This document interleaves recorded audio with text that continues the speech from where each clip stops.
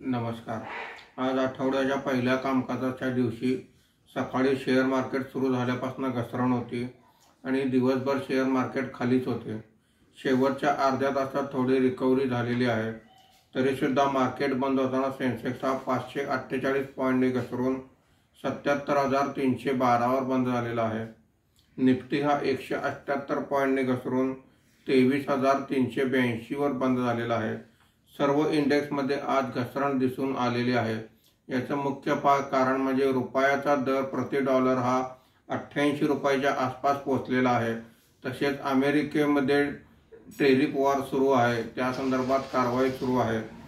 या कारणांमुळे आज मार्केट घसरलेले आहे। आज बीएसई बैंक इंडेक्स 0.24% खाली आहे। BSE IT index 0.90%, BSE reality index 2.69% खाली आहेत। BSE mid cap index 2.06%, BSE small cap index 2.25% खाली आहेत। आजच्या कामकाजामध्ये निफ्टीमध्ये वाढलेले मुख्य शेअर्स पुढील प्रमाणे: Kotak Mahindra bank 1.60%, Bharti Airtel 0.97%, Britannia 0.80%, Tata consumer product 0.62% अशी वाढ आहे।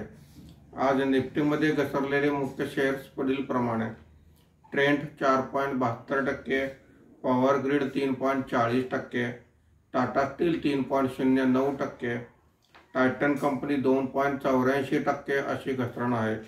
आज एफआयआयने 2463 कोटी रुपयांची विक्री केलेली आहे। देशीय वित्तीय संस्थांनी 1512 कोटी रुपयांची खरेदी केलेली आहे। धन्यवाद।